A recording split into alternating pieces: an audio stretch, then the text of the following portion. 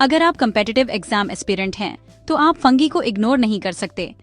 ये टॉपिक न सिर्फ आपके सिलेबस का हिस्सा है बल्कि रियल लाइफ में भी बहुत इम्पोर्टेंट है। फंगी से जुड़े सवाल अक्सर एग्जाम्स में पूछे जाते हैं और अगर आपने इसे अच्छे से समझ लिया तो आप आसानी से नंबर स्कोर कर सकते हैं। आपकी किचन से लेकर आपकी टेक्स्ट बुक्स तक ये टाइनी ऑर्गेनिजम्स हर जगह हैं।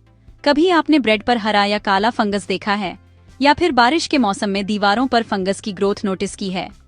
ये सब फंगी के ही उदाहरण हैं। चलो डीप डाइव करते हैं और कॉन्सेप्ट को साथ में क्रैक करते हैं।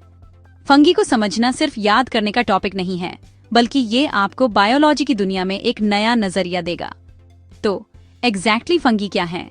ये न तो पौधे हैं न ही जानवर, बल्कि एक अलग ही किंगडम है। फंगी की दुनिया बहुत वाइड है। इसमें हजारों स्पीशीज आती हैं, जिनमें से कुछ दिखने में बेहद खूबसूरत होती हैं तो कुछ खतरनाक भी। ये एक सेपरेट किंगडम है, प्लांट्स नहीं हैं, एनिमल्स भी नहीं हैं, बल्कि एक यूनिक ग्रुप हैं जिनके अपने कूल फीचर्स हैं। फंगी का क्लासिफिकेशन बायोलॉजी में बहुत इंपॉर्टेंट है क्योंकि ये बाकी सभी किंगडम्स से अलग हैं। आप उन्हें मशरूम्स, मोल्ड्स या यीस्ट के नाम से जानते होंगे। ये तीनों फंगी के मेन टाइप्स हैं और हर एक की अपनी खासियत है। चलो इन्हें ब्रेक डाउन करते हैं। सबसे पहले यीस्ट, फिर मोल्ड्स और फिर मशरूम्स। हर टाइप का रोल अलग है, कुछ फूड में, कुछ मेडिसिन में और कुछ बीमारियों में। यीस्ट वो रीजन है जिससे ब्रेड फूलती है और बियर फर्मेंट होती है। Tiny single celled power houses, ये शुगर को अल्कोहल और कार्बन डाइऑक्साइड में बदलते हैं जिससे ब्रेड सॉफ्ट और स्पंजी बनती है। मोल्ड्स, कभी ब्रेड पर फजी ग्रीन या ब्लैक पैचेस देखे हैं? वो यही हैं। मोल्ड्स न सिर्फ फूड को खराब करते हैं बल्कि कुछ मोल्ड्स से मेडिसिन भी बनती है, जैसे पेनिसिलिन। मशरूम्स सभी शेप्स में आते हैं, कुछ डिलीशियस, कुछ डेडली। खाने वाले मशरूम्स न्यूट्रिशन का अच्छा सोर्स हैं, लेकिन कुछ जंगली मशरूम्स बहुत जहरीले होते हैं और कुछ फंगी तो रिंगवॉर्म या एथलीट्स फुट जैसी बीमारियां भी कॉज करते हैं। फंगी से जुड़ी बीमारियां इंसानों, जानवरों और पौधों तीनों को प्रभावित कर सकती हैं। अब स्ट्रक्चर।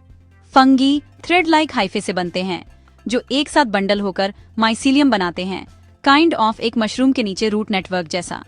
ये हाइफे न्यूट्रिएंट्स को सोखने में मदद करते हैं। उनकी सेल वॉल्स काइटिन से बनी होती हैं, प्लांट्स की तरह सेल्यूलोज से नहीं। काइटिन वही सबस्टेंस है जो कीट आँचों के एक्सोस्केलेटन में भी मिलता है। ये आपके एग्जाम्स के लिए एक की डिफरेंस है। फंगी और प्लांट्स में ये डिफरेंस बार बार पूछा जाता है, तो इसे अच्छे से याद रखें। फंगी रिप्रोड्यूस कैसे करते हैं? ये सवाल भी बहुत पॉपुलर है। स्पोर्स के साथ टाइनी सेल्स जो हर जगह फैलते हैं, सही जगह पर ग्रो करने के लिए रेडी। एक ही फंगस लाखों स्पोर्स बना सकता है जो हवा, पानी या जानवरों के जरिए फैलते हैं। आपको क्यों केयर करनी चाहिए? फंगी सिर्फ बायोलॉजी का टॉपिक नहीं बल्कि हमारी लाइफ का हिस्सा है। फंगी डेड मैटर को डिकम्पोज करते हैं, न्यूट्रिएंट्स को रिसाइकल करते हैं और पेनिसिलिन जैसी एंटीबायोटिक्स बनाने में वाइटल हैं। अगर फंगी न हो तो डेड प्लांट्स और एनिमल्स का डिकम्पोजिशन रुक जाएगा। वे फूड इंडस्ट्री में भी एसेंशियल हैं। सोचो, ब्रेड, चीज और अल्कोहल। यीस्ट के बिना ब्रेड और बियर बन ही नहीं सकती। लेकिन बीवेयर, वे फूड को खराब कर सकते हैं और क्रॉप्स को भी डिस्ट्रॉय कर सकते हैं। फंगी की वजह से हर साल लाखों टन फसलें बर्बाद हो जाती हैं। क्विक रीकैप, फंगी यूनिक हैं, यूजफुल हैं और कभी-कभी हार्मफुल भी।